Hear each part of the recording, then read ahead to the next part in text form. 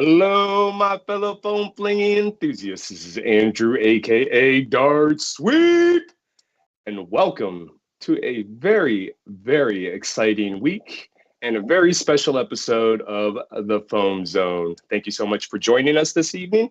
If this is your very first time joining us, the Foam Zone is a live streaming show that airs every other Wednesday exclusively on the World Foam Alliance YouTube channel, where we interview special guests throughout the hobby and community, whether it be club admins, HVZ club admins, content creators, and designers, and things of the such. Just to kind of share our passion for foam flinging.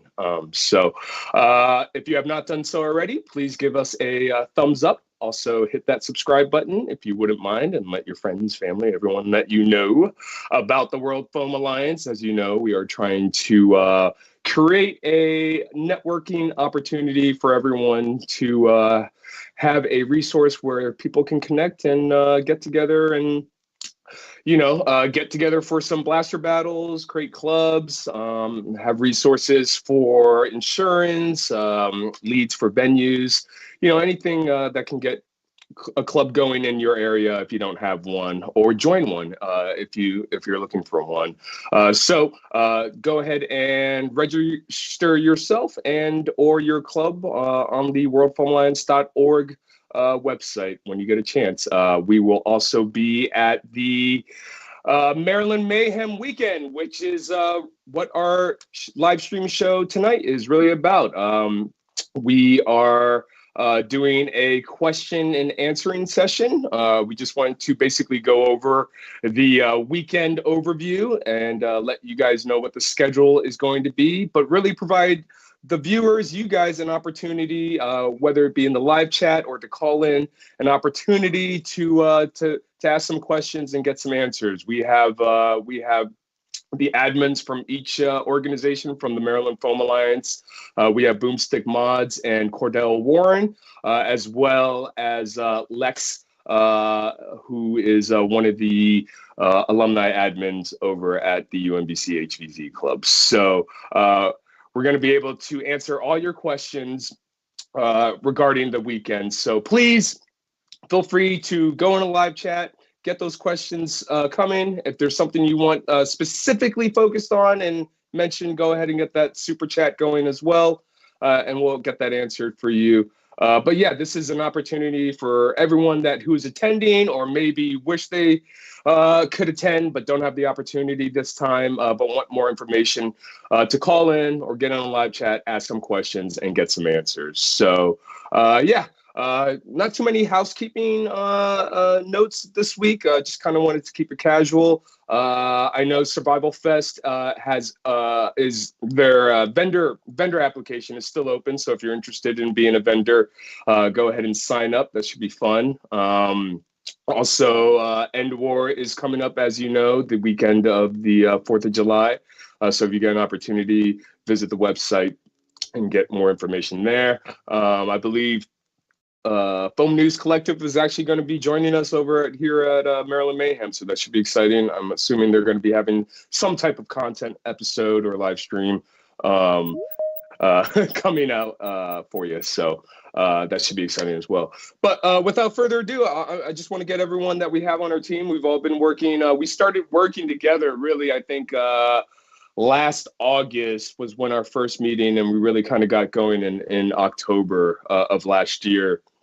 And then it's kind of been nonstop, pretty much 24/7, trying to get everything coordinated for this year. We thought it might be easier going into this year, kind of having set the foundation last year. But, one of the challenges is as you continue to grow, new challenges pop up. So it's been definitely a lot of work, but very rewarding at the same time. And we are super excited to have everyone who's able to join us this weekend to come out and for us to be able to showcase what Maryland has to offer for foam flinging. So thank you guys for who's ever able to make it out, and everyone else for all your support. But without further ado, let's go ahead and introduce our guests for this evening. from the Maryland Foam Alliance, we have, I can't tell if he's on screen or not. I just see a backdrop, if I'm not mistaken. Okay. Okay, not a problem. So for the moment, we'll bring on Boomstick is not available at the moment. He had to do something, but he'll be back on in a second. But for the meantime, we have Cordell Warren with the Maryland Foam Alliance, and we also have Lex from UMBC HVZ. How are you guys? Good. How are you? We're doing I'm tired. good. I'm exhausted. We're there. We're almost there. Almost there. That's right. That's right. It'll be worth it though. So if anyone has any questions in the live chat, please go ahead and ask your question there, and then we'll kind of look over and see if there's anything we can answer. Otherwise, you can call in to the magical phone number that either appears above me or below me. I'm not sure where it is. Oh, now it's in the middle. Magical. Excellent. So what I wanted to start off with was really just kind of going over the day's schedule. And then as we're talking, if there's a question or someone needs to call in, we'll be happy to answer that. I was going to start with MFT just briefly because we did have an entire special dedicated to that a couple weeks ago for Selection Day, where we picked the teams for the Maryland Foam Tournament. So I don't know if we need to go necessarily into all of the detail for Friday, but generally just the timing I wanted to go over. But that is a Boomstick Mods specialty or his section, so we may have to wait for that. And then we have Lex, who was going to be our muse for the UMBC Invitational portion, where we're going to discuss the schedule. We'll go over the map. We'll go over starting conditions, and then answer any questions that anyone else has on top of that. And then Cordell Warren is representing us for the Maryland Foam Alliance for Friday. So any questions regarding that, he'll be able to answer that. So, but it looks like we got Boomstick. Looks like we got Boomstick's mods on the stream back again. So let's get started. So first of all, again, really excited to have Maryland Mayhem 2, the return, the deuce, the sequel. I don't know what we're calling it. The Mayhem returns. This year, like I said, a lot of hard work went into it. So special shout out to all the MDFA admins and all the UMBC invitational mods and admins that worked really hard to put this together. Of course, thank you to all our sponsors and all our vendors and everyone else that has supported us. We have a full vendor, sponsor, and some donator list that is on the Maryland Mayhem website. So if they're out there actually at the event, please thank them because we couldn't have done this without everyone's help. So, but since Neil is back, Boomstick, welcome. We are going to just briefly discuss Maryland Foam Tournament on Friday and then answer any questions throughout anyone may have. So if anyone has any questions, go ahead and drop those down in the live chat, super chat, or feel free to call in on the number. But Neil, why don't you just briefly walk us through, I guess, the day, the plan for Friday for people that hadn't joined us for the Selection Day live stream. Absolutely. As you know, the Maryland Foam Tournament is taking place on April 19th at Soccer Dome 1, 7330 Montevideo Road, Jessup, Maryland. Obviously, the address is on the website as well. We will obviously be there very early setting up. I believe we'll be there at 7 in the morning setting up. So if anyone wants to show up and volunteer, you're welcome to join us. Then we will also be having our vendors showing up early as well to set up for or not vendors, but some of our sponsors are setting up booths during the Maryland Foam Tournament. They'll be showing up early with the teams showing up around 8:30 to get checked in, get their blasters chronographed, get set up in their staging area, and prepare for the event, with the doors opening to the public at 9:30. We'll be starting with our, essentially, welcome to the Maryland Foam Tournament 2. at 9:45 and starting the very first match at 10 a.m. sharp. We are going to be trying to stick to a very strict timeline of keeping things going so we can get this whole tournament, get all the way through without any problems. And our goal is to be wrapped up with the tournament around 5, because we have to be out of the building by 7, right, Andrew? That's correct. Yeah. So obviously, if you're a team, you're going to want to make sure that you have your team, have your blaster, have your darts.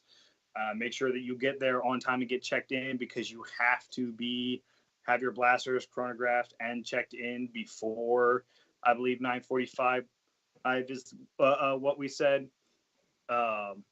because you want to be able to do that before, so we can have the tournament go on. To be able to qualify for the tournament, not qualify for the tournament, to be able to play in the tournament, you have to be all checked in, have your blasters checked and everything by 9:45.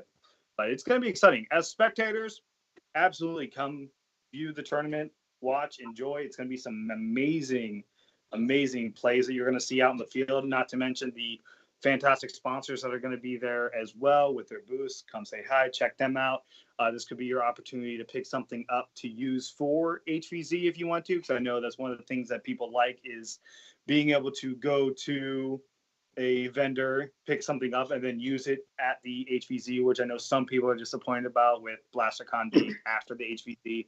But some of our sponsors will have booths, and you can pick some stuff up from them there. So highly recommend coming out, even if you're not a player or on a team. Come, check it out, watch the games, check out the sponsors, say thank you to them. It's going to be a fun time. I'm very excited. Obviously, we spent a lot of time talking about MFT last time I was on the podcast. But I think that's pretty much the whole day. Yeah, so pretty much, teams should be arriving around the 8:30 time. They do need to have their full team with them to check in, to start the check-in process, I believe. The practice field from last year, the second large field, will be the staging area this year, so a lot more space. Everyone has their own designated area. Check-in and chronoing will be in that same area too. So it should be pretty streamlined this year. Let's see. Also, as Neil was saying, this is probably a great opportunity if you're coming in early, say for the night mission for UMBC tomorrow on Thursday, and you don't have anything to do on Friday. Definitely come by and check out the tournament. The vendors will be there, and also maybe a good opportunity because some of the vendors actually may sell out of some of the stuff that day. Some, early access is really what it is. So if you get an opportunity, definitely come out, check out the vendors, and cheer on some teams. It's going to be a lot of fun. There is concessions that are going to be available for food and beverage for anyone that is curious. And I'm sure there is, places within driving distances too, if you want to eat off site. But there will be food and concessions and beverages available for purchase at the venue. So let's see, and then let's just throw up the. Do we have the schedule that you made? We'll throw up that real quick just to have a visual aid. It's just the basic timeline of when start time, when end time is. It's not a timeline of the exact event. It's just when to arrive for regular attendees. Okay. And then one thing to know is if you are a spectator at a certain point, we are asking you to enforce yourself wearing some eye protection just in case. We will have eye protection provided throughout the entire weekend, courtesy of our sponsor, Dart Zone. They're providing us like over 500 pairs of eye pro for us to use throughout the weekend. So if you're a spectator and you want to sit on the bleachers where there's netting, it might be a good idea to have some eye pro on. If you don't, and then iPro is mandatory for the Invitational. So if you don't have some, we will have some available. Or if you just want to pick up some, just to have some as a souvenir momentum, of course, you're more than welcome to. And then, of course, for our casual blaster battle, 11th hour on Sunday, of course, being on the field is going to require iPros. So, but yeah, as far as being a spectator, come out, have some iPro, have fun, come check out the vendors. So, and then let's just throw out the prize list, I guess, just so people know what everyone's playing for. We got a really fun, exciting prize list this year. Did my medals make it on this revision? No, it's the same picture as before. It's not okay. It's the same exact picture. Okay, so first place, of course, there's a bunch of good stuff. Al the Geeks is donating some custom painted blasters, which are exciting. Looks like Silver Fox has some special limited edition water containers. Yeah, well, and then there's the cash prize too, of course. That but we're not playing for the prize cash. We're playing for honor and bragging rights. And really, You're not. No, the background is telling me I'm full of it. Lies. All right, so turmoil. So a lot of exciting stuff. The prize list is available, I believe, on socials if you want to check that out. But lots of good stuff. So thank you to all our sponsors that contributed to that. So do we have any questions regarding Friday before we move on to the invitational portion? Any questions? Okay, Yes, no, fantastic. Okay, well, as I was saying, if you have any questions at all regarding the entire weekend, feel free to call in the call-in number or hit us up in the live chat. But we have Lex here from UMBC, who is one of the alumni admins of the UMBC HVZ club. Very knowledgeable, very hard worker, and has gone above and beyond working with the MDFA these past 2 years, coordinating things between us and the UMBC team. So love to have you. Great having you. Really appreciate it. Definitely wouldn't have been able to do what we could have at the full capacity without you. So appreciate you.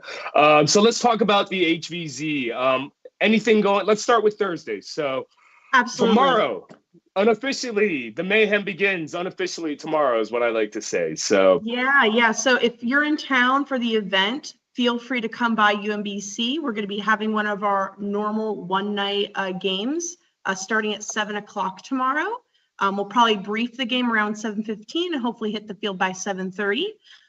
This mission is a mission 0 in preparation for our invitational for any of our visitors. So we'll be using the rule set that is similar to the invitational rule set. That way people can get familiar. We'll be using a subsection of the map as well that will include some major locations as well as where our safe zone is going to be located, so you guys can see that in action. And we have something really fun prepared for you guys. Get your blood flowing with a couple of different objectives and kind of start the yeehaw up as we travel into the wild, wild west for the invitational itself. Same thing applies as our typical rules for gear, 120 FPS limit. Sorry, totally blanked. 120 FPS limit for standard blasters, and for larger ammo, that's going to be an 80 FPS limit. We don't require iPro during our one-night missions, but feel free to just get in the groove with what's going to be going on this weekend and bring that. And we also have bandanas available on loan for players that come tomorrow. Additionally, if you are bringing any gear that you would like to have chronographed for invitational, we will be doing some chronographing after the one-night mission. And we'll be marking blasters as legal and usable for the invitational advance. So if you don't want to wait in that long line Saturday morning, that will definitely be coming. Feel free to start getting ready tomorrow evening. And then let's just go over the is check-in happening tomorrow at all, or just chronographing? Just chronographing. Check-in will start on Friday evening with the Friday evening safety briefings. We will not be doing any safety briefings tomorrow. We're just trying to help with the chronographing. Great. And then for those that are attending tomorrow's mission 0, where is the briefing room located? Yeah, so UMBC campus, same as the Invitational. The lecture hall itself is called the Sherman Building, and it will be in room 003. That's going to be the large lecture hall on the first floor. The first floor is literally a single hallway with a couple of classrooms and the lecture hall itself, so it's hard to miss. It is right next, actually. Let's bring up that map, Will. Yeah, if you bring up the map, I can point it out. So the Sherman lecture hall is, you see the out of play area on the south side of the map. The Sherman lecture hall is right next to that on the right-hand side. And that's actually going to be. Can you repeat that, Lex? It sounded like you. Do you mind repeating that? It sounded like you broke up just a bit, Lex. I'm so sorry. Sorry about that, guys. So if you see the no play zone on the bottom of the map, the Sherman lecture hall is right next to it on the right-hand side. Most people that come in on campus are going to come in through the loop toward the bottom. So if you drive in that way, the Sherman lecture hall will be really close to the actual campus entrance. Great.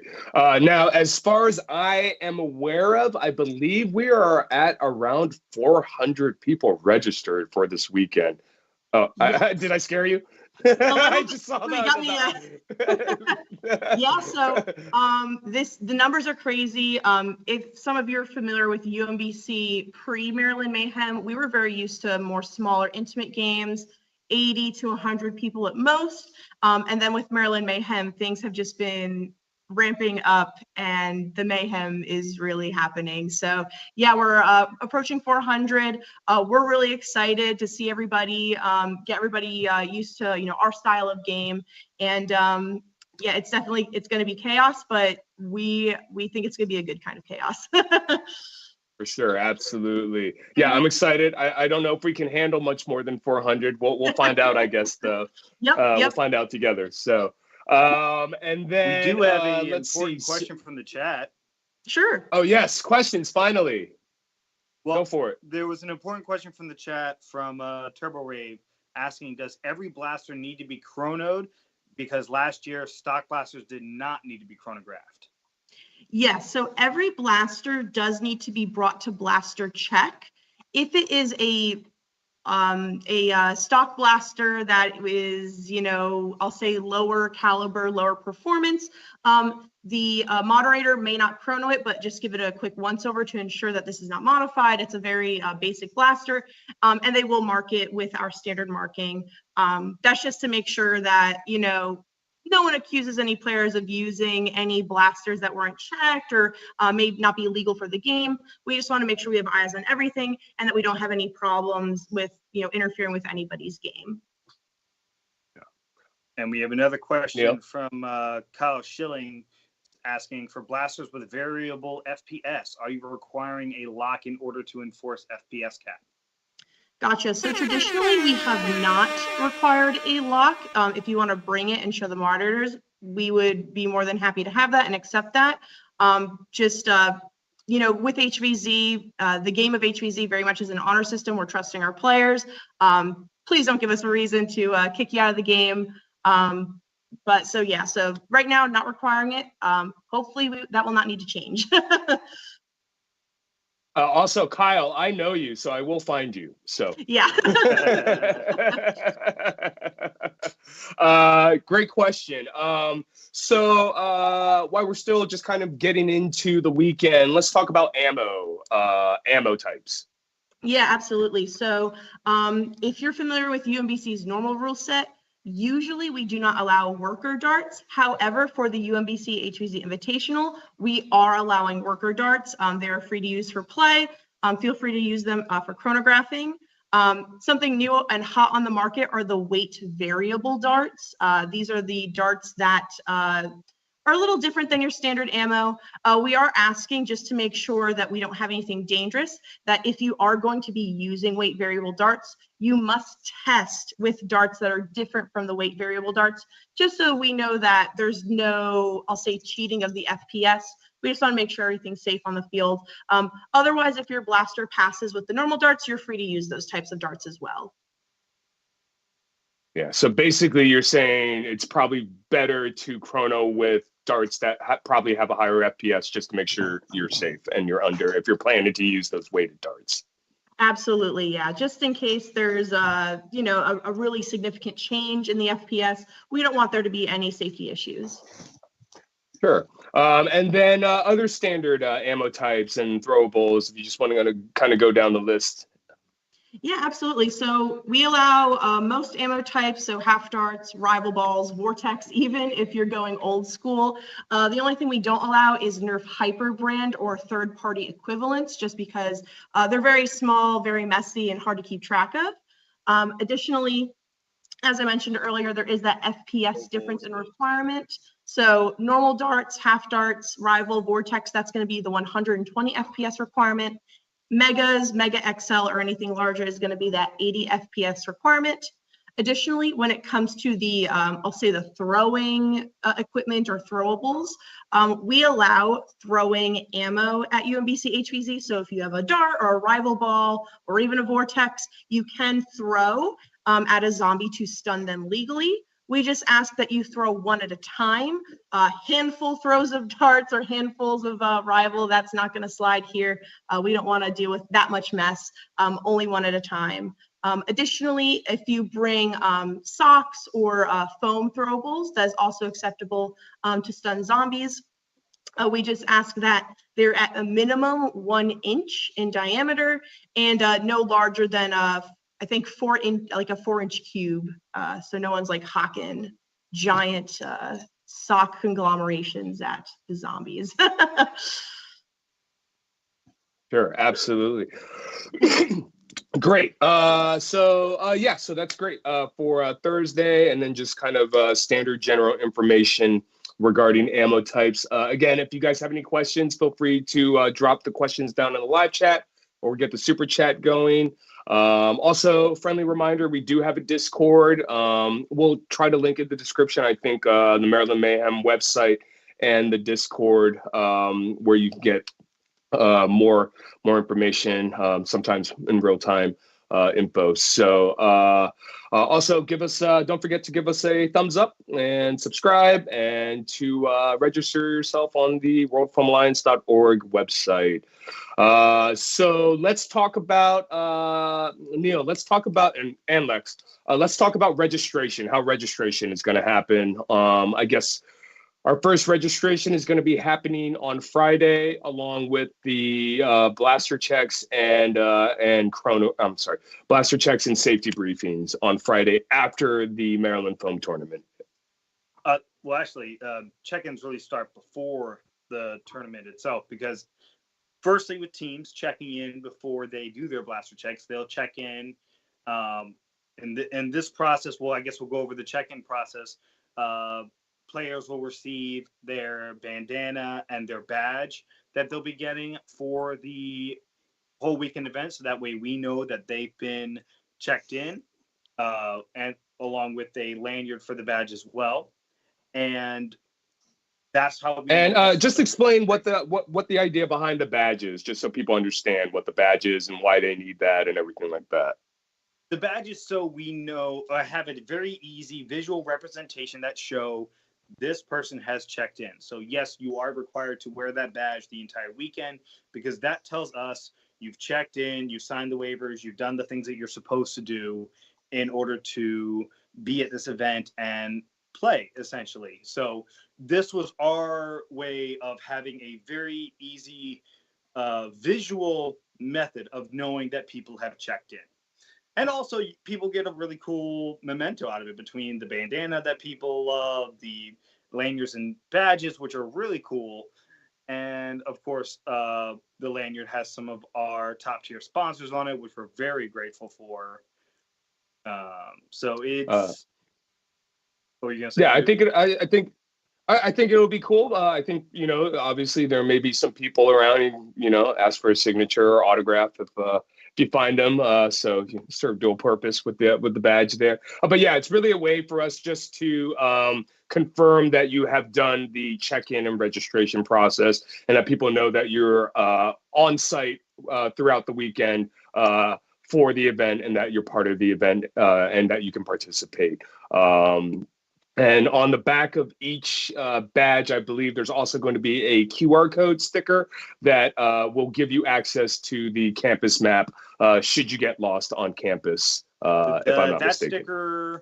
That sticker is going to be received after they've gone through their safety briefing with UMBC.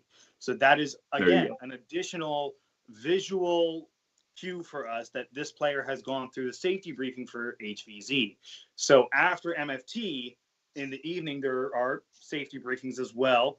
And we'll have some of our team members there to where you can also check in, and while you're also doing blaster checks for UMBC and doing safety briefing and whatnot, you'll be receiving your QR code sticker, which will go on the back of your ID badge. So people who check in Friday won't be receiving their QR code until they have attended a safety briefing.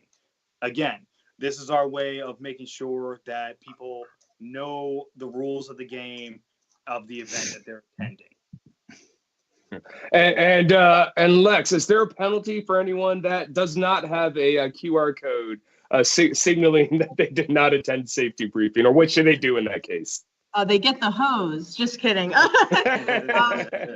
No. Worst case scenario. So we're going to have a moderator presence at our safe zone as well as our lecture hall, the Meyer Health Lecture Hall, throughout the whole day. I'll actually be the main safe zone mod. So remember my face because you can come look for me. If there's a situation where you either forgot your sticker or maybe for whatever reason you missed your safety briefing, worst case scenario, I can always provide the briefing and get you your sticker, and then we can get you on your merry way. Great. We did have a question from General Strife. Shout out to the General. Would marshmallow blasters that shoot Mega XL darts be legal?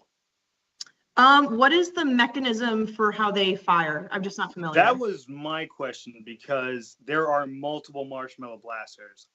Most of them are pumps.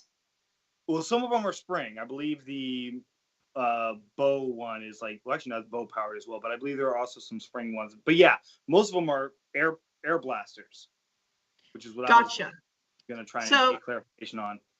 Yeah, so if it's like I had a marshmallow blaster as a child. If it's like a blowing mechanism, we don't allow blowpipes. So I'm going to classify that under the blowpipe ruling, and that would not be allowed. If it's a remodified blaster that uses like springing, stringing, or flywheels, that follows our pretty standard blaster setup. So as long as it meets our other requirements, that should be fine as well. If it is a pump blaster, like pumping like this, I guess, just let the moderators know. For our one night games, we usually limit it to 3 pumps, and then we'll test to see what the FPS is at the 3 pumps, and we'll just limit you to making sure you do not overprime the mechanism. That way we don't have a safety concern. We do not allow HPA or CO2 canisters, so if that would be involved, it's not going to be allowed for the Saturday game, maybe somewhere else, but not for us. I think that covers all the possibilities a marshmallow blaster could could look like or be designed. But hey, kudos to the creativity. Appreciate the question, General Strife. Those are the kind of questions we're actually looking for. So thank you. Yeah. So let's see. And then also, when you check in, I know we mentioned this before, but you will be receiving a badge, a lanyard, safety glasses, and also a bandana. And of course, the safety glasses and bandana are courtesy of our sponsors. So thank you to our sponsors for that. Neil did an amazing job of designing the bandana. So if you see Neil, definitely give him a shout out for that. I definitely think it's one of the best ones I've seen for events like this. So very cool. Definitely something everyone should be excited to grab. I'm going to try to grab an extra one if there's extra still left over. So Neil, you look like you're going to say something. Well, I was going to say shout out to Cordell for designing the badge and the lanyard and the banner. Oh yeah, that's right. Cordell did that, and Lex is the one who's done a lot of our Maryland Mayhem logos. Like they did the Maryland Mayhem official logo for both the Classic one and the 2024 one, along with all the individual event logos. So you've essentially got all the people who do the design work in this chat right here. So we have a lot of people doing a yeah, lot of different design. I know you like being cool. I know you like being buttered up a little bit, so that's why I did that. The other two, they're fine. No, but thank you everyone that has worked with your creative skills on all the promotional stuff for this. Once you get checked in, you'll receive your badge, lanyard, iPro, and bandana for the HVZ portion. And then once you do the briefing, you will get confirmed that you have attended the safety briefing by getting a QR code sticker to put on the back of your badge. So let's move to Saturday then. So Saturday, what time are things going? Let's just go over the whole. Yeah. Before we move on, we something. do have another question regarding HVZ, and let's do it. This will actually be a good one for answering, because I know there's been a lot of questions regarding face masks and whatnot. But Django Foamflinger is asking if they could wear the bandana on their face, or a bandana on their face like an outlaw in the Wild West. And I know that full face masks aren't allowed, like paintball mask and things like that. And unfortunately, the masks that Al the Geek sells, which I'm always disappointed in, but would something like that be allowed?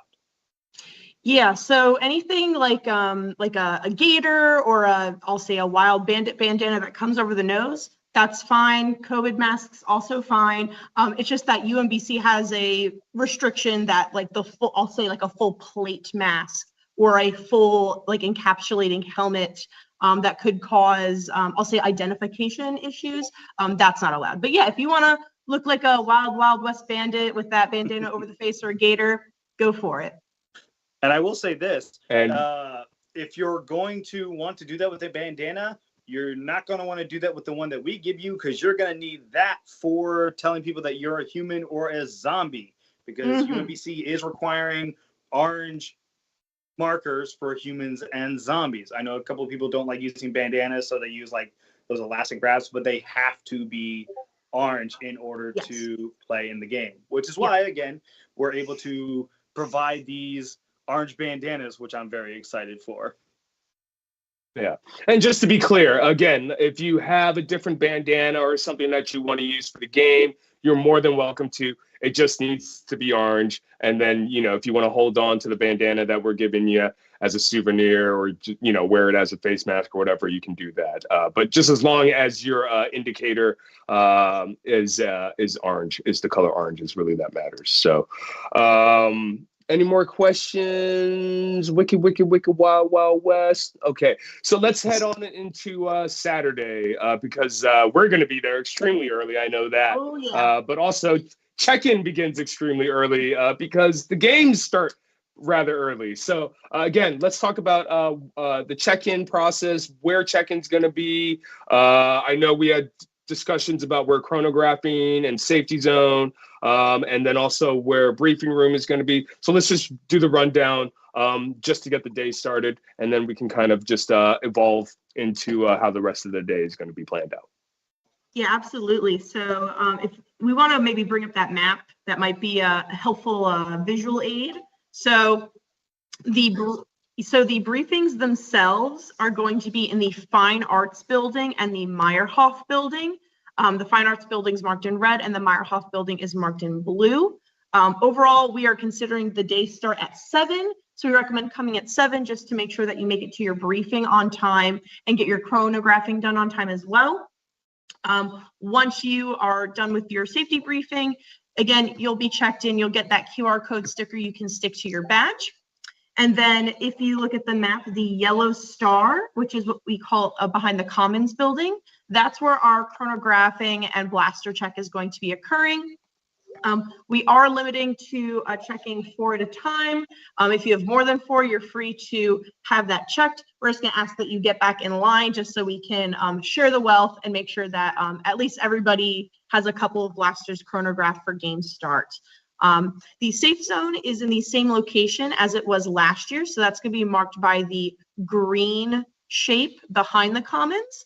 And do note that there is a tail this year connecting the safe zone to the commons building directly to allow easy access to the bathrooms. We had a lot of confusion last year regarding whether you were safe going to the bathroom or not. We decided to simplify it and just connect the safe zone to the bathroom so there aren't any issues with that. That being said, you know, obviously people are going to be setting up and staging their items. We just ask that that path to the bathroom is not blocked, so people can get to the bathroom safely without being killed by a zombie, because that would be really unfortunate. Amazing. And before we go any further, let's bring the map back up, please. And where is parking? Where should people park, Lex? Gotcha. So we have the highlighted pink areas. So lot 8 is toward it's the highest point of campus. That's a really great spot you can go. That's close to the Fine Arts building. Lot 1, lot 3, and the Commons Drive garage are also really good options. Fortunately, parking is not enforced on the weekend, so feel free to park wherever you can find. You won't have to pay for anything, and you won't be ticketed. We just recommend those locations based on proximity to the main event and the safe zone. And then as someone who has played many times at UMBC and who has parked in lot 8 many a times, happy to bring equipment with me.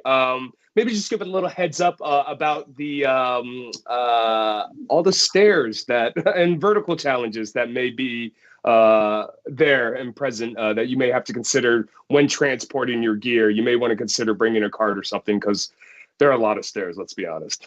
Yeah, UMBC, the street name for UMBC is Hilltop Circle, and that is because we are on a hilltop in a circle. There's a lot of stairs, there's a lot of hills, so get ready for some like really good elevation workout. You're definitely going to feel it in your legs by the end of the day. If you're concerned about elevation or stairs when transporting your equipment, I highly recommend the Commons garage parking location, just because that's a little bit more of a flatter, more direct path to the safe zone where most people are going to be staging their equipment. So definitely prioritize that parking spot if you're concerned about your equipment. Yeah. Hey guys, you before will we go further, Yeah.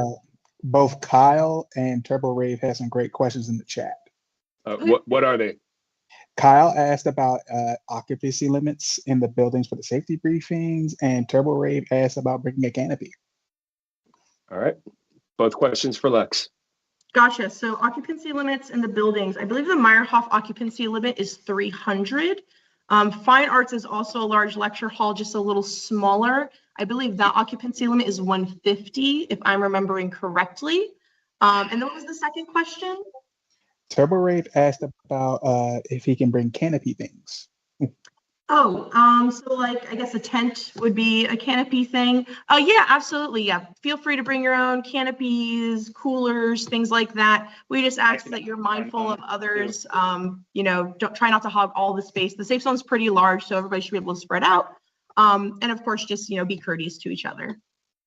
I will say it will be interesting with this amount of people compared to a previous year to see how many people we actually can get into the safe zone. So. Yeah. The Maryland Film Alliance is also bringing a good number of canopies for the safe zone. Several of them are obviously going to be reserved for specific things, but some of them are available for people to put their stuff under and protect from the sunlight. But if you want to make sure that your stuff stays under a canopy, you definitely bring your own. But I will say that we will have more canopies this year than we had last year. And I will also say, as far as transporting stuff from the garages or parking lots, if you can bring a cart or have some sort of wheels to help you get there. I know you'll probably see myself and our other admin, just Ben, one-wheeling around campus, pulling a wagon behind us. Yes, something, it's a large campus also, so something to consider when transporting and getting places is you might want to have a cart or some sort to get all that stuff in one trip. Otherwise, you're going to be physically carrying stuff up and down steps at the beginning and the end of the day. So, and then we said briefing for safety briefing was being held in Meyerhoff.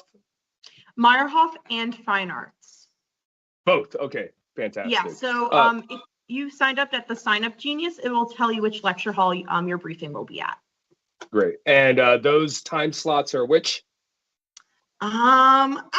You caught me, Andrew. Maybe I'm not the expert of HVZ. I think it's 7:30 and 8 o'clock. I think they're staggered. Okay. But check the Sign Up Genius. We'll see if we can get confirmation on that before the end of the show. But yeah, check your sign up to confirm your location and time for your safety briefing on Saturday. Let's see. All right. So once people have checked in and they've gotten their badge and QR code and they're cleared to head to the safe zone. Oh, you got something. I have confirmation. There is the 7 a.m. briefing at Fine Arts, 306, and 7:45 at Meyerhoff 030. Thank you, Neil. Oh, and at 7:30 at Meyerhoff 030. Okay. So there are three safety briefings available, and they are mandatory. And again, just to confirm that you have attended them, you will be receiving a QR code. So after you've done that, you're headed down to the safe zone, you're chronoed and everything. What happens for the rest of the day? Walk us through. Yeah, so we're going to be trying to get organized by 8:45 to prepare for game start. What's going to happen is our 7 group moderators are going to be spread out. They're going to introduce themselves, introduce the game and the theme that we'll be, exploring throughout the day. And then humans will be able to choose which group mod they want to join for their Wild Wild West adventures. We do try to allow everybody to choose what group they want to play with, who they want to play with. We may do a little reshuffling just to make sure that the groups are somewhat even. And then once we're all set, we're going to hit game start, and you're going to be doing a series of missions with your group moderator at your own pace. At some point, we're going to have a big train heist, and whatever your group moderator's goal is for the train heist, that's going to be up to you guys. And then we're going to have a hard cutoff for lunch around 1 p.m. And of course, that could be, changed depending on how our scheduling goes, but we are aiming for 1 p.m. to be our hard cutoff for lunch. And then after lunch, we'll do the same thing. We're going to recreate our groups, maybe with only 4 or so group mods, have our afternoon missions, and then finish off with our grand finale. Fantastic. And what can people expect if we want to bring the slides up, I guess, the starting conditions for humans? Gotcha. So the starting conditions themselves are the same as last year. So, well, not quite. You can use any blaster type, whether that is an electric or non-electric blaster, starting at 6 maximum capacity. So what that means is when you have a blaster, whether the blaster only can hold 6 or only can hold 1, or maybe it can hold 18 or even 50, but it can only be loaded to 6 pieces of ammo. You are free to carry other pieces of equipment that are fully loaded, other mags that are fully loaded in preparation for the unlock, but we ask that the blaster that you are using is only loaded to a maximum of 6 pieces of ammo. We are only doing a single blaster unlock this year. We are not doing the double unlock. We had fun trying that, but we got a lot of feedback about it, and we are instead trying a full unlock based more on timing rather than missions themselves. Just another experimentation in the world of HVC, see how that works with a larger crowd this year. But again, it is only going to be a single unlock to get full access to your equipment. So just to clarify again, you can have, before the unlock, you can have any blaster, but it can only be loaded with 6 pieces of ammo max capacity, but you can have additional mags with 6 pieces of ammo ready to go to put in the blaster after you're done using the 6 rounds that are already been used, basically.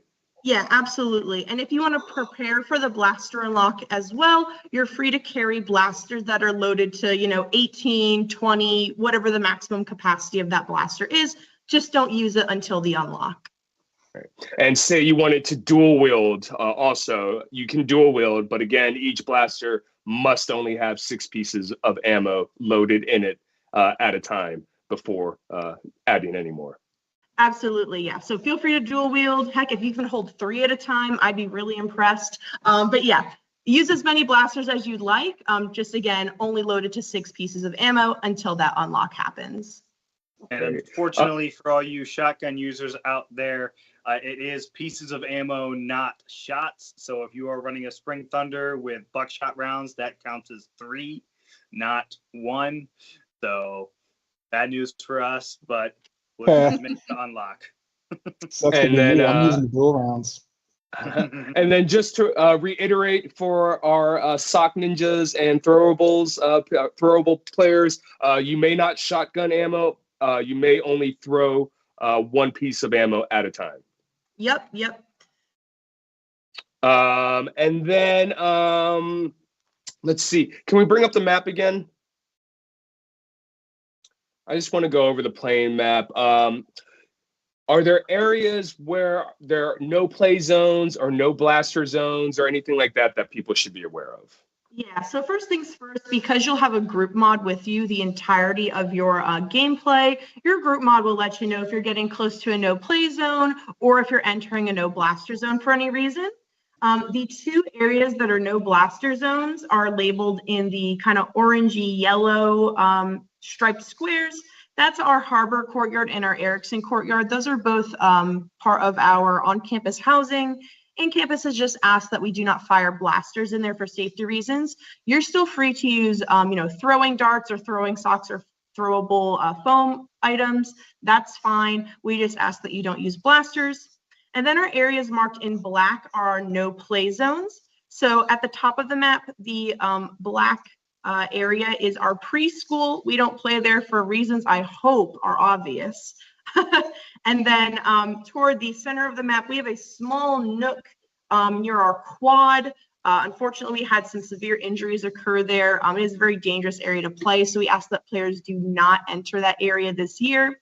And then at the bottom of the map, that large black striked out area, that's our major construction going on. They're redoing some of the buildings.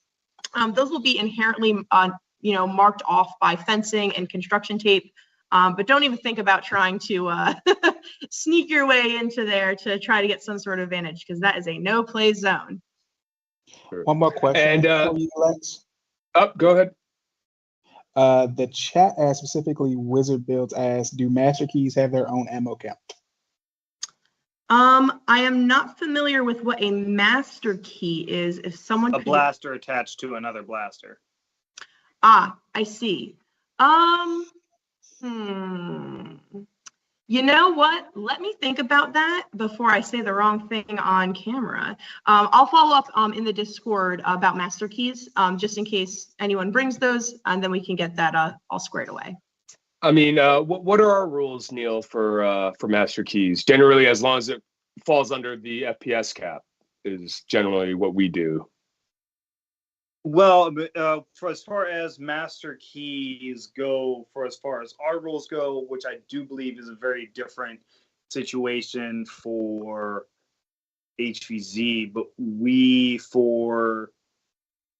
are you talking for MFT or are you talking for our standard game? I'm just talking about in general. I would just imagine if you have a master key, as long as it follows the FPS cap of the ammo type, it should be okay. No, but this is more in reference to the dart limit, whether or not the darts in your master key count against you for the darts that are in your blaster. It's whether or not the ammo cap in your... ammo cap. I'm so sorry. On your master key includes the ammo that's already in your blaster. Like, can you have like a 3-shot, a little rocket on top of your blaster, 3 darts, but can your blaster also be loaded with 6 darts? Or would that be a situation where your blaster can only have 3 darts because you have the 3-shot shotgun That's what attached I to would the say. top of your blaster. That's what I would say. But yeah, I'm sorry. I thought when you said cap, you were talking about FPS, not No, capacity. not the FPS. It's just whether or not the dart limit applies to master keys, whether or not those are considered their own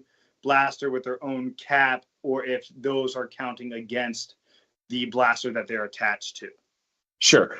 We will definitely get a confirmation for that and try to get that in the Discord before Saturday. If we don't have an answer by then, find a mod on a Saturday and we'll get that clarified for you one way or the other. So, Yep. let's see. Great question, though. Let's see. We did the day.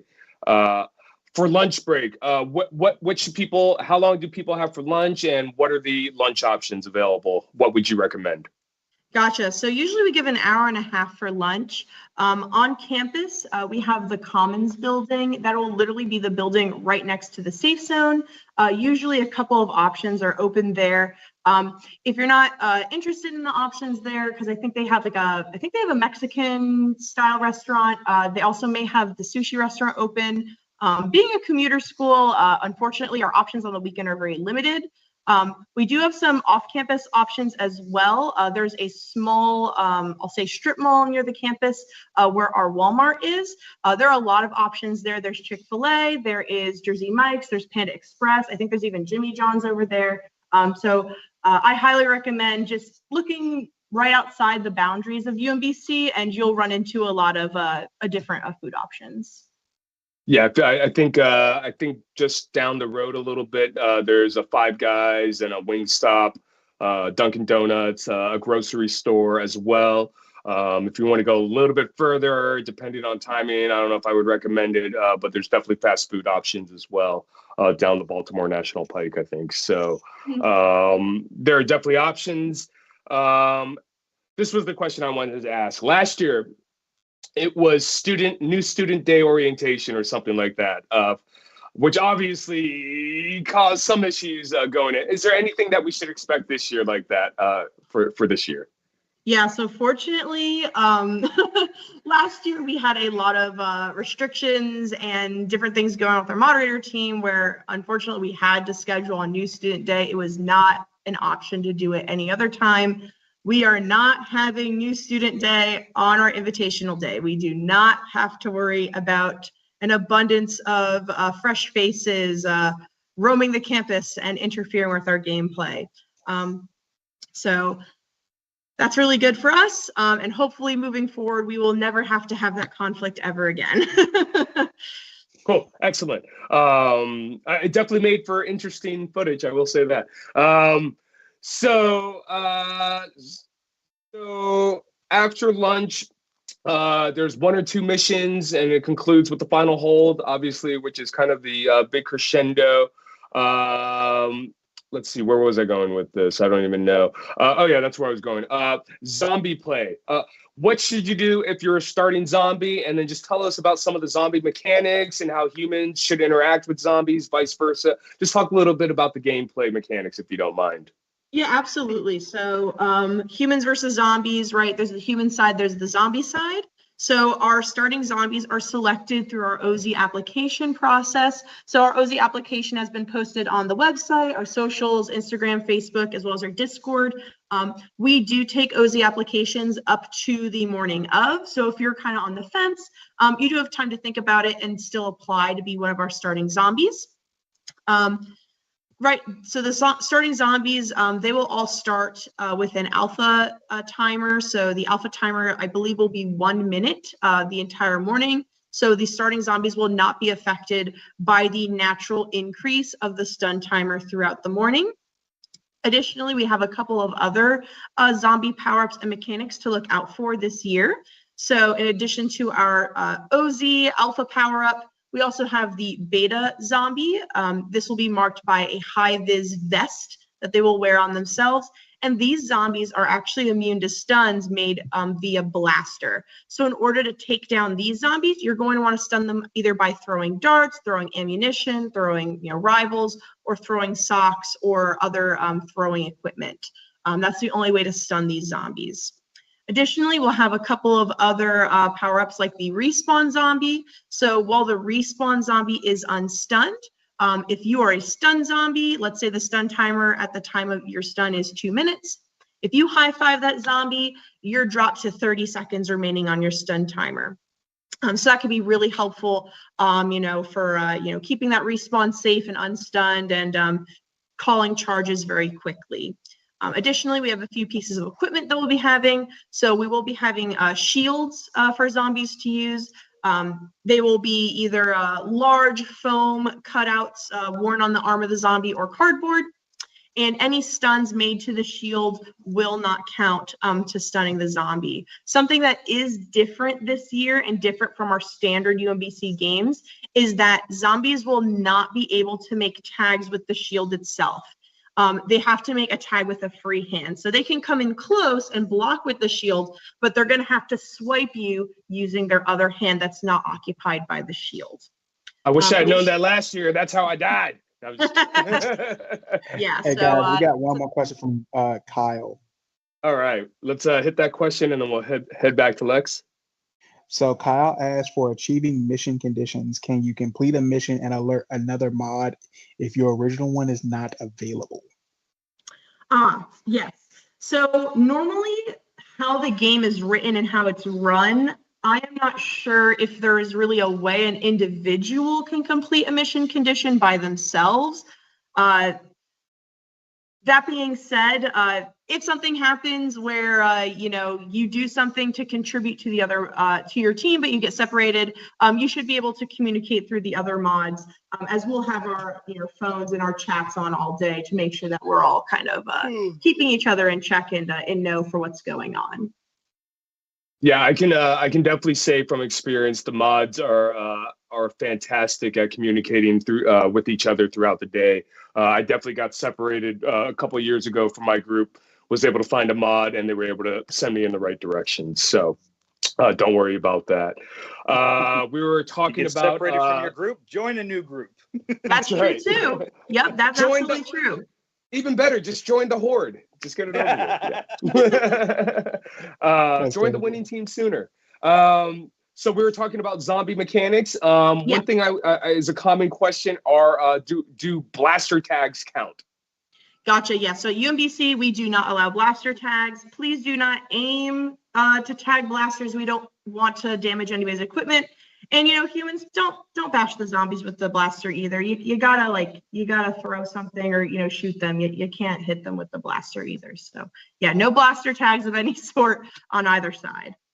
Right. And then let's just go over safety real quickly as far as being a zombie. Talking about like slide tackles, maybe indicators, different indicators between mods on arms versus head, things like that. Yeah, absolutely. So we got a ton of feedback. Last year was our first Maryland Mayhem. As I mentioned earlier, UMBC was not used to such large games. So we read over all the feedback. We learned a lot of lessons from our first Maryland Mayhem. And one of the things that we're incorporating this year for safety is our submod team and our medics team. So the medics team are going to be players, whether they're human or zombie, and they'll be marked with a blue armband. And they will be responsible for overseeing any sort of medical event or injuries, whether they're, minor slip, trips, cuts, or something more severe like maybe a broken limb or, a concussion. Hopefully we will not have that happen.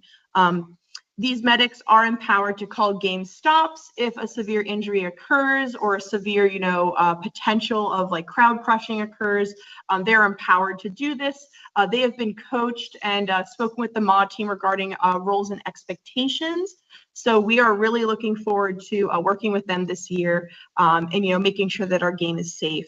Additionally, we will have these submods. The submods are also a player class, whether starting human or zombie. They'll be marked with the pink bandana. And the purpose of the submod is kind of to control any, player disputes or maybe player misbehavior. That way the main group moderator can focus on administering gameplay. So if you're having an issue with another player, or maybe someone's not taking tags or not taking stuns, try to find one of these pink armband players. They'll remove themselves from play to help you resolve the issue. And then if it needs to be escalated to the main moderator, they can go ahead and do that. So, we've really expanded the team a lot, and we're really hoping that this, helps facilitate, the best gameplay we can that day. General safety things, right? As you said, iPro is required this year. We are giving it out for free. So bring your own if you'd like, but it will be available. If you become injured at any point in time, the safe zone will also have a med kit available. We'll also have spare waters, emergency Gatorade, things available for players as they need them. And then, of course, right, human, zombie, moderator. It's just important to remember HVZ is a contact sport. It inherently requires individuals charging and shooting at each other. So when we're conducting ourselves on the field, it's important to be mindful, spatially aware of our terrain, aware of the individuals around us. That way we can avoid injuries to ourselves and to others. Sure, absolutely. And it goes without saying, watch out for non-players. Oh, of course, absolutely. We do not want to involve them in any way, shape, or form. Maybe next year. Maybe they'll, they'll see what we're doing, and they say, "Hey, that looks really fun." They'll join us, but not while they're non-players. We'll try to schedule it on new student day orientation again next year, maybe. Yeah. Cool, excellent. Well, that's fantastic. So yeah, if you have any questions regarding about general gameplay, safety, just the schedule throughout the day in general, feel free to drop that down in the live chat or call in at the call-in number. But yeah, I think that's the general overview for what we're kind of looking forward to for Saturday for the Invitational. Should be extremely exciting. Like I said, we're expecting around 400 people have already registered, not to mention the people that haven't registered that are just going to show up, which I'm sure is going to happen. So it's definitely going to be pretty interesting. Boom, you got something. Yeah, we got a question from the chat from Jaeger Collects. Regarding Yes. iPro, what if a player has to wear glasses due to poor eyesight? Would that be considered iPro, or would they need to wear something in addition to their glasses? Yeah, so glasses, whether they're prescription or sunglasses, are also fine. Of course, though, I'm going to recommend the second layer just so that your prescription or expensive sunglasses are not damaged. That being said, we're just asking that some sort of eye covering is over the face. Yeah. So I'd recommend getting a pair of glasses with those side shields. That's what I. Yeah, those are great. That's what Yeah. I did. As somebody who Yeah. wears glasses, get yourself a pair of glasses, prescription that actually have the little guards on the side. Those are great for games, so you don't have to worry about wearing 2 sets of iPro. Mm-hmm. Yeah, generally speaking, your regular eyewear, correctional eyewear is acceptable. But just from our experience, we always recommend having that extra layer or having something kind of protecting on the sides, on the openings if possible. But Yep. But again, it's kind of up to you in this case. Just consider your own safety and just take the precautions that you feel comfortable with in this case. So, And also for the check-in process, diving back to that real quick, players do have to register in order to check in. So even if you get there day of and you haven't registered, you will still need to go on your phone and register. We'll have QR codes for you to scan in order to do that, but you do have to do that before you can check in. So make sure you are registered for Maryland Mayhem on our website, marylandfoamalliance.com/Maryland-Mayhem, which also has all the information that you need on the website. and also an e-shop where you can get some exclusive Maryland Mayhem merch. Also true. Like that. Also true. And then also a shameless plug for Lex here. But Lex, you will be having, and which we're about to get into, you will be having a booth at BlasterCon, the first official BlasterCon at Maryland Mayhem, the sequel, the Mayhem continues. So definitely should stop by and check out your table. What do you got going on there? Yeah, so if you're not familiar with me, my online persona is Lexus Sketches. I do a lot of Nerf artwork, HVZ themed artwork. My logo is the blue fish on the vendor table. So look out for my blue fish sign in the arena. I'll have all sorts of HVZ and Nerf themed artwork. I'll have stickers. I'll also have charms. I'll have mini HVZ zines or zines, as people call them, with some artwork inside of them. I'll have mini prints featuring, HVZ battlefields or PvP battlefields with cover. I'll also have a couple of ornaments for sale, some enamel pins, and then some bargain bin stickers as well of things like fish and other trinkets. So lots of artwork, lots of fun stuff. Thank you for the shout out, Andrew. I'm really looking forward to it. It's my first time selling at a convention, and yeah, we're gonna have a lot of fun with it. Give Lex money. All right, so thank you for walking us through that, Lex. I just want to briefly, the Sunday is not as involved. So basically the way this was set up, and again, some of you guys know this, but basically Maryland Mayhem was set up as an opportunity to showcase what Maryland has to offer for foam flinging. So we wanted to offer an opportunity to have a pro competitive competition and tournament. We also wanted to provide an opportunity to have a casual blaster battle. And what made sense to us was to wrap this around an already existing event, that being the UMBC Invitational that happens every year. So that, allowed us to kind of create this all-encompassing weekend. And like I said, our goal is really just to kind of showcase what we have here in Maryland. The new thing this year that we've added is BlasterCon. We, in some capacity, have tried to do this in the past a little bit, but this is the first official year where we are dedicating an actual event to vendors, hence the name BlasterCon. So we're super excited about that.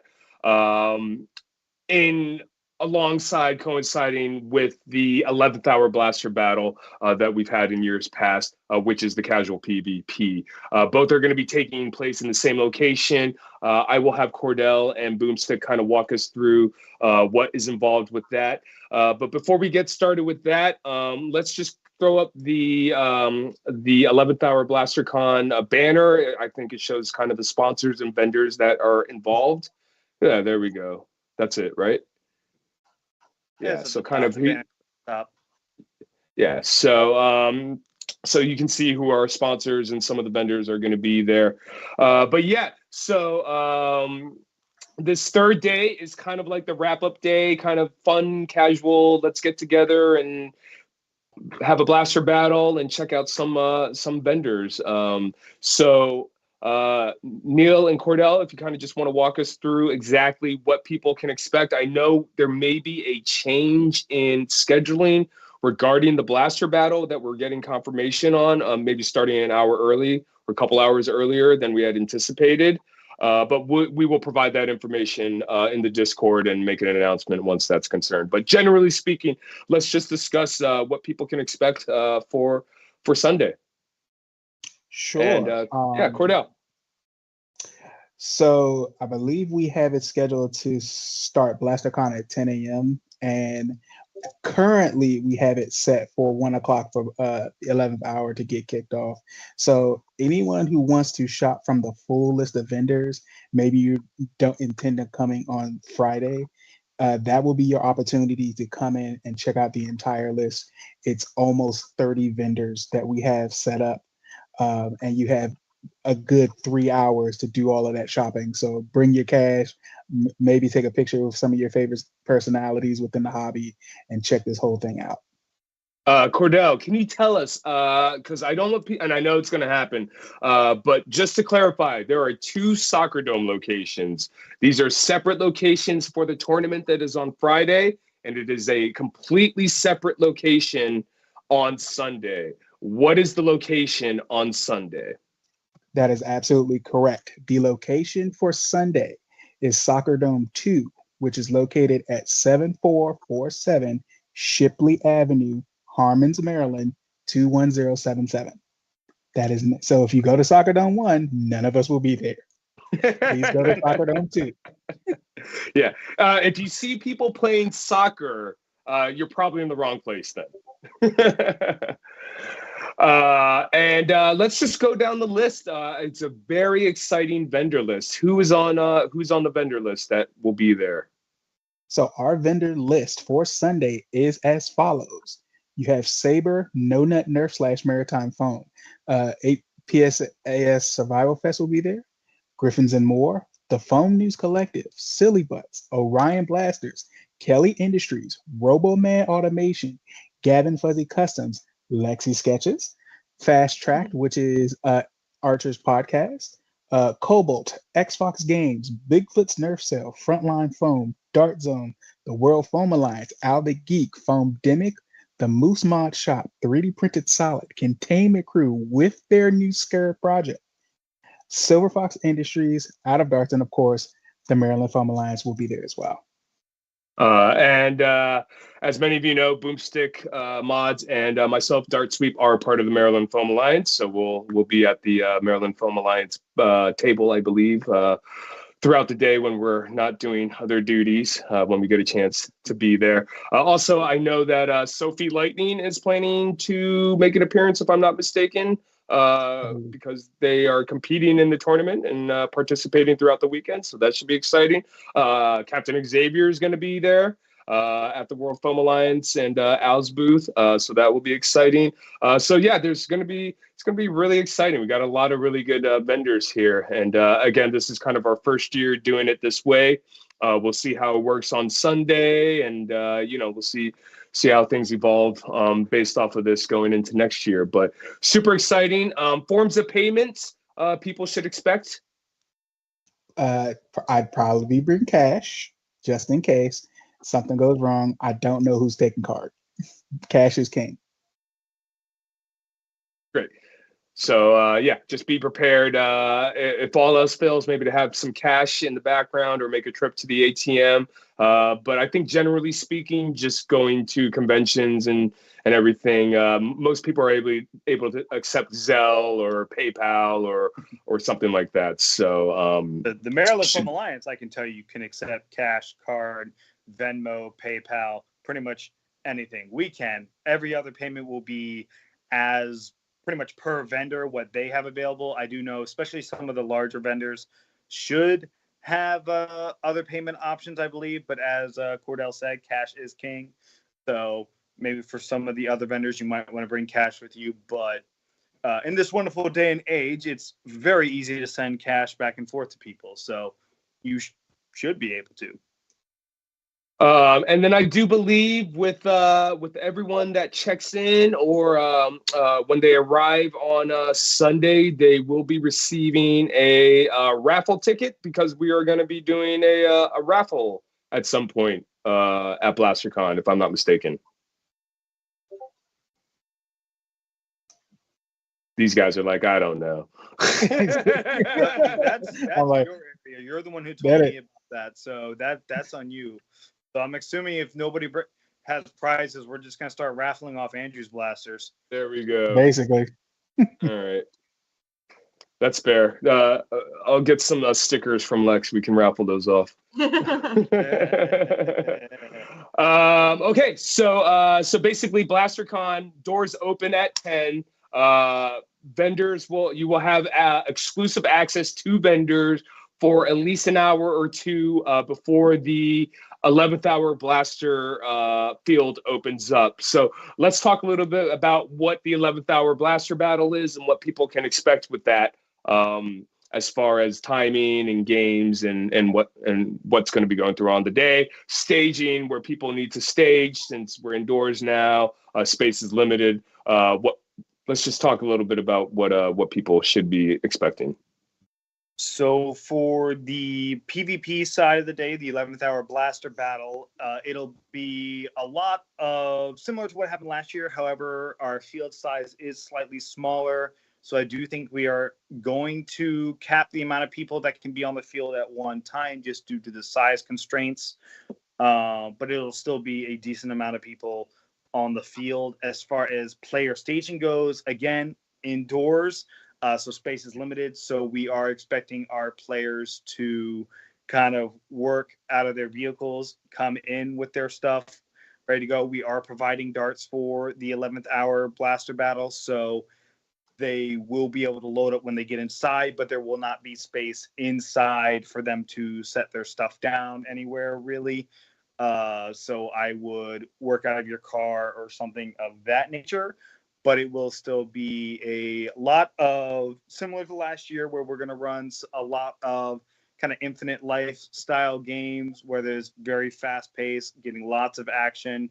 As always, we'll do a round of Titan Ball along with a whole bunch of other games utilizing those fancy buckets that we have, which we absolutely love. So I would definitely be prepared to have a lot of fun on the PvP field. Go out on the field and just have fun. Run something fun. Run something silly. It's a 160 FPS blaster battle, so you're able to literally just grab something from Dart Zone and then hop on the field for the most part. I think most of their blasters are under that. I know like the Max and a couple other, not the Max, the Mark IV hits over 160. But like we designed it to be kind of like where you could be, well, we operated off of a lot of the same rules as some of our local clubs have, like DMV Nerfers and Southern Maryland House of Nerf, where you could pretty much grab a blaster off the shelf in our current blaster market and be able to bring it to a game. Yes. So, the thought process behind the originally was 150. Now it's 160. The original idea behind that was because a lot of people would be bringing, blasters for HVZ that are probably capping out at 120 already to begin with. So that difference in 30 FPS between 120, 150, 160 now wasn't that great, that you could still be able to compete and have fun regardless. But again, Sunday, the 11th hour, it's your opportunity to field some silly blasters or blasters that you wouldn't normally be able to use, especially being on an indoor field. Some of the more quirky blasters that don't perform well outdoors actually probably perform pretty well indoors. So maybe a good opportunity to run some of those blasters that you've been meaning to, but just haven't had the opportunity to for whatever reason. So, but yes. So, and again, I do believe that there will be concessions available on Sunday on site. So you'll be able to grab some food while you are either playing or on the vendor field checking out the goods. So let's see. Originally, we were going to start gameplay around 1. There is a possibility that we may be pushing that to 11. Of course, we'll make that announcement as soon as possible, just to let everyone know so they can prepare accordingly, get their schedule confirmed for Sunday. Like we said, staging is going to be very limited inside just because there's not a lot of space. So if you can kind of set up a staging area, maybe outside in the parking lot, set up your tents there, grab what you need from there, bring it inside, load up, and then get on the field. Ideally, the idea was to kind of split the group. Hopefully there'll be a decent amount of people on the vendor field checking out the vendors, and then that will allow an opportunity for people that want to play and have a blaster battle, but not have everyone all together, on that field, and just kind of split up the crowd is the idea. So hopefully that will happen. We'll find out. The main reason we did this indoors this year was because we wanted to guarantee that we could have it and not gamble on the weather if it decided to rain on us or something like that. Also, time and availability was a factor too. But we're super excited. It should be a lot of fun. And again, it's our first time. That Sunday was like really the big reason why we had to move the 11th hour indoors, because we wanted to move the BlasterCon from Friday, which ended up being too much with the tournament going on at the same time. We decided to make Sunday an indoor event and do BlasterCon at the same time as the 11th hour blaster battle. And by doing that, we kind of had to move it indoors to guarantee our vendors a place to vend where they don't have to risk rain or anything like that, to where they or just regular weather. Which, speaking of weather, it should be a pretty decent weekend weather-wise. I mean, currently we're looking at don't jinx it, bruh. For, literally like 60s to low 70 all weekend with partly cloudy skies. So like should be a pretty decent weather-wise week. So I'm looking forward to it. Yeah, I was looking at the forecast. I don't want to jinx it, so I don't want to say what it is. But if everything goes to plan, it should be a very enjoyable weekend throughout. So super excited. So what game types are we running for 11th hour? How many I know we game types mentioned are we it running? before.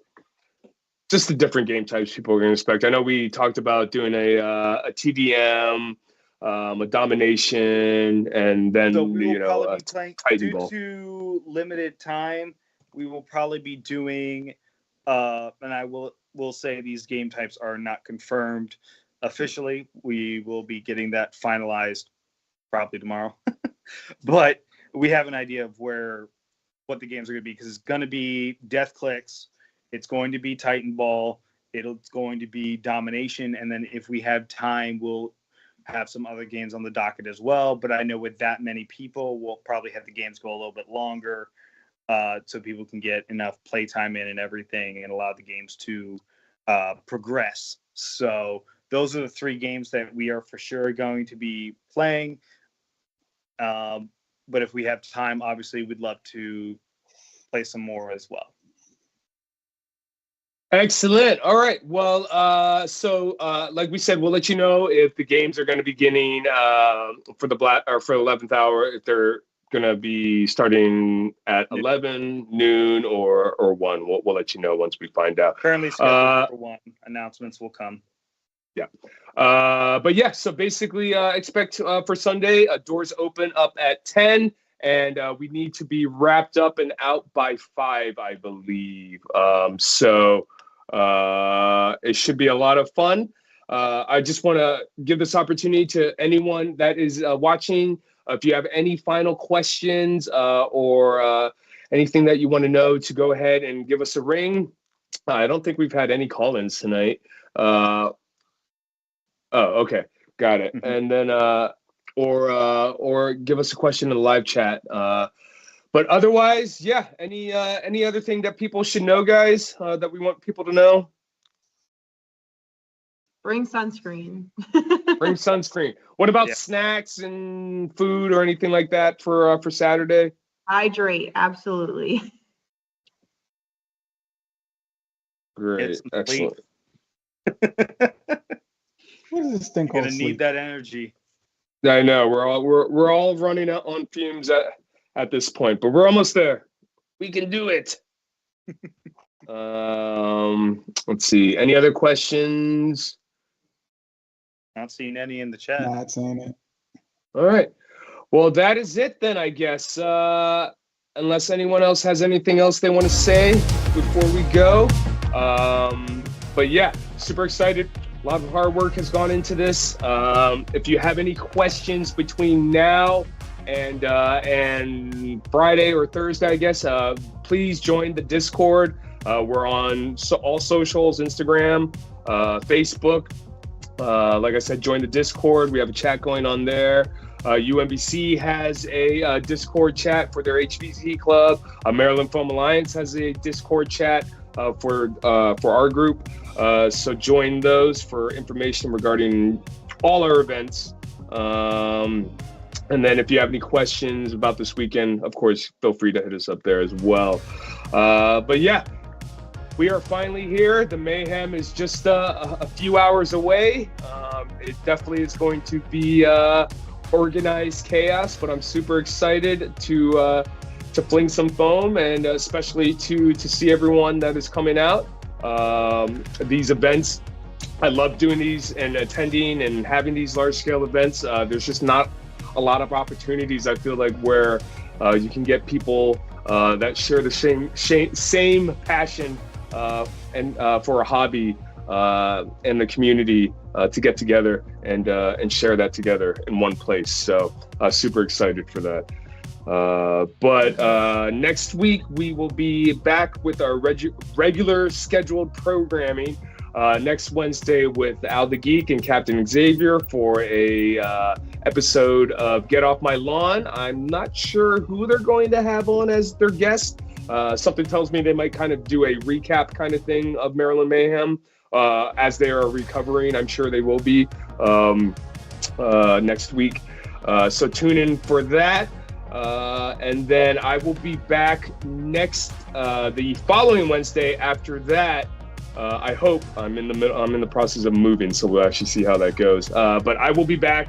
I know I will be having Drac on at some point to discuss End War. I'd also like to get Kelsey and Spy Mike on here at some point just to go over Survival Fest as we get closer to that too. So super excited. Appreciate everyone tuning in. We'll post this on the Discord and socials for anyone that didn't get a chance to tune in live.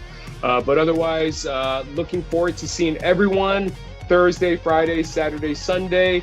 Enjoy the calm before the storm, before the mayhem, and expect to do a lot of dart sweeping this weekend. So appreciate everyone for joining us this evening, and I will see you soon. And don't forget to dart sweep. Have a good one, guys.